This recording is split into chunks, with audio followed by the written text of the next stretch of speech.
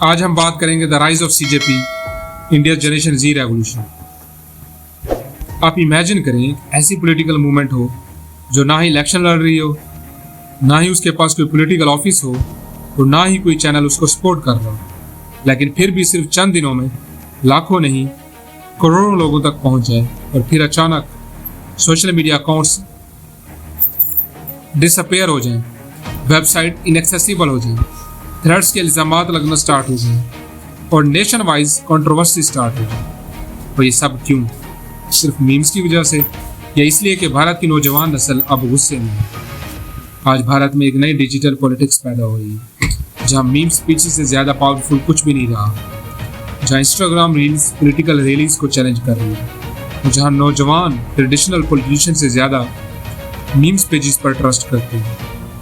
आज की वीडियो में हम डिटेल में समझेंगे व्हाट इज सीजेपी, भारत की जेन ज़ी इतनी फ्रस्ट्रेटेड क्यों है, अनएम्प्लॉयमेंट और एग्जाम लीक्स ने नौजवानों की जिंदगी को किस तरह अफेक्ट किया है, गवर्नमेंट सोशल मीडिया से खौफजदा क्यों है और क्या भारत में एक नई डिजिटल यूथ रेवोल्यूशन शुरू हो चुकी है। Guys, this is the rise of CJP. Part 1 में हम बात करते हैं आखिर सीजेपी है क्या। सीजेपी या कॉकरोच जनता पार्टी दरअसल एक वायरल हिस्टोरिकल मूवमेंट है जो सोशल मीडिया के जरिए भारत की नौजवानों के मसाइल को हाईलाइट कर रही थी। शुरू में लोग इसे सिर्फ एक मीम पेज समझ रहे थे जहां पर फनी एडिट्स, सार्केस्टिक जोक्स और पॉलिटिकल स्टाइल बढ़ते चले गए, लेकिन ऐसा ऐसा ये मीम्स नौजवानों की इमोशन रिप्रेजेंट करने लगे क्योंकि भारत की बड़ी यूथ पॉपुलेशन आज शदीद फ्रस्ट्रेशन फेस कर रही है। सीजेपी उन्हीं टॉपिक्स पर कंटेंट बना रही थी जिनमें unemployment, exam paper leaks, coaching pressure, expensive education, mental stress और पॉलिटिकल फ्रस्ट्रेशन के इशू शामिल थे। और यही वजह थी कि नौजवान इससे इंस्टेंटली कनेक्ट करने लगे क्योंकि जेन ज़ी ट्रेडिशनल स्पीचेस नहीं सुनती, वो रील्स देखती है, वो मीम्स शेयर करती है और सार्केज्म को लैंग्वेज ऑफ रेजिस्टेंस समझती है। रिपोर्ट्स के मुताबिक ये पेज लाखों से बढ़कर करोड़ों तक पहुंच गए। ये सिर्फ सोशल मीडिया ग्रोथ नहीं थी, ये फ्रस्ट्रेशन का एक्सप्लोजन था क्योंकि जब नौजवानों को लगता है कि कोई उनकी बात नहीं सुन रहा तो वो अल्टरनेटिव वॉइसेस की तरफ जाते हैं। सीजेपी उन्हीं अल्टरनेटिव वॉइसेस में से एक बन गए। पार्ट 2 में हम बात करते हैं कि भारत की यूथ क्राइसिस की असल हकीकत क्या है। अब यहाँ एक बहुत इंपॉर्टेंट बात समझनी होगी। ये स्टोरी सिर्फ एक मीम पेज की नहीं है, ये भारत के यूथ क्राइसिस की स्टोरी है। भारत दुनिया की सबसे बड़ी यूथ पॉपुलेशन में शामिल है। हर साल लाखों नौजवान यूनिवर्सिटियों से ग्रेजुएट होते हैं, पेरेंट्स ड्रीम रखते हैं, स्टूडेंट्स ईयर्स तक कोचिंग करते हैं, बच्चों की सेविंग्स, फैमिलीज की सेविंग्स एजुकेशन पर लगा दी जाती है। लेकिन फिर क्या होता है?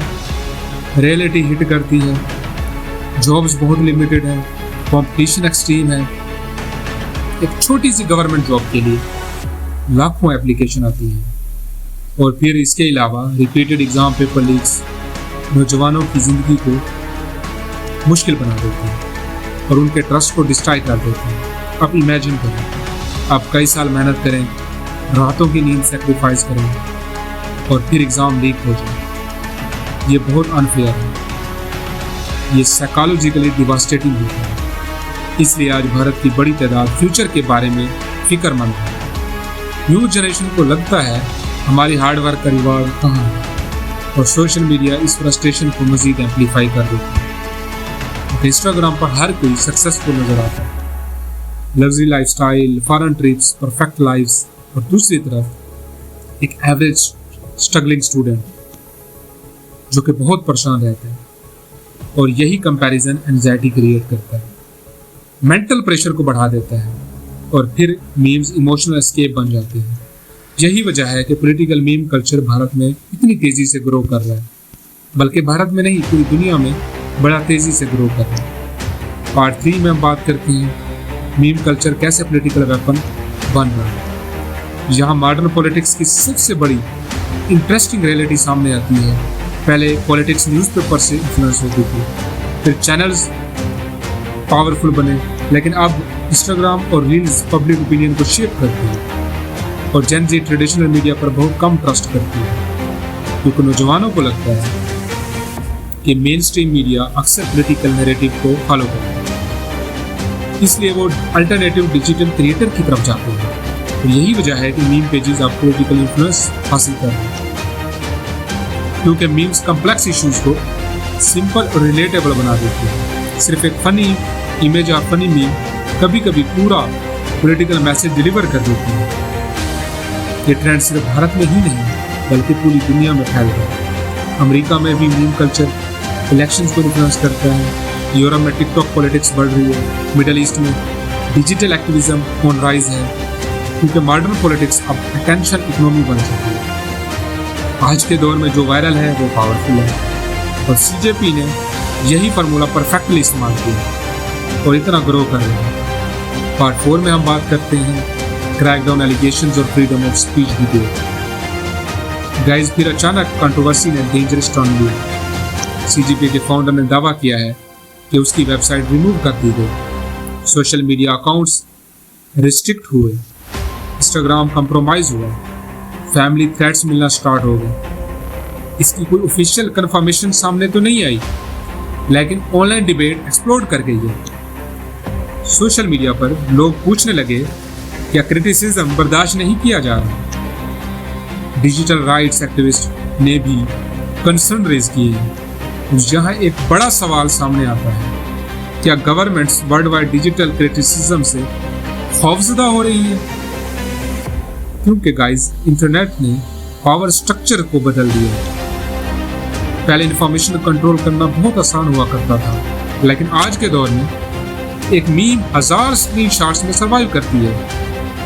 एक वीडियो लाखों रिपोस्ट में फैल जाती है। मॉडर्न गवर्नेंस के लिए सबसे बड़ा चैलेंज बन चुका है। पार्ट 5 में हम बात करते हैं मोदी गवर्नमेंट के लिए चैलेंज क्या है और क्यों। बीजेपी दुनिया की स्ट्रॉन्गेस्ट डिजिटल पॉलिटिकल मशीनरी में से एक है। नरेंद्र मोदी ब्रांडिंग ग्लोबली बहुत फेमस है, लेकिन अब एक नई चैलेंज सामने आ रही है, वो एंग्री जेन ज़ी, क्योंकि न्यू जनरेशन इमोशनल स्लोगन से ज्यादा प्रैक्टिकल रियलिटी देख रही है। वो पूछ रही है जॉब्स कहाँ है, एजुकेशन इतनी एक्सपेंसिव क्यों है, कॉम्पिटिशन इतना ब्रूटल क्यों है, फ्यूचर सिक्योर क्यों नहीं है। और ये जब सवालात हल नहीं होते तो फ्रस्ट्रेशन एक्सप्लोड कर जाती है। यही वजह है कि मीम कल्चर गवर्नमेंट्स के लिए सीरियस पॉलिटिकल फैक्टर बनता जा रहा है, क्योंकि मीम्स परसेप्शन चेंज करते हैं, और मॉडर्न पॉलिटिक्स में परसेप्शन इज एवरीथिंग। पार्ट 6 में हम बात करते हैं the bigger lesson. Cockroach Janata party survive करे या ना करे, लेकिन इसने एक बहुत बड़ी रियलिटी को एक्सपोज कर दिया है। सिर्फ भारत में ही नहीं, पूरी दुनिया में एक न्यू जनरेशन राइज कर रही है, जो कि हाईली कनेक्टेड है, हाईली अवेयर है और हाईली फ्रस्ट्रेटेड है।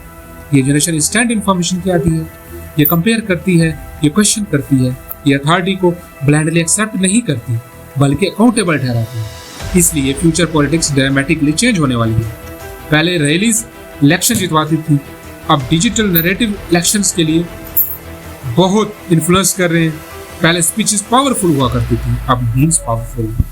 तो शायद यही 2026 की नई पॉलिटिकल रियलिटी है। द राइज ऑफ सीजेपी दरअसल एक वार्निंग है कि अगर नौजवानों के मसाइल हल नहीं किए गए तो फ्रस्ट्रेशन बढ़ जाएगी, और यही फ्रस्ट्रेशन इंटरनेट रेवोल्यूशन में तब्दील हो सकती है। अब हम इस टॉपिक को एंड करते हैं गाइस।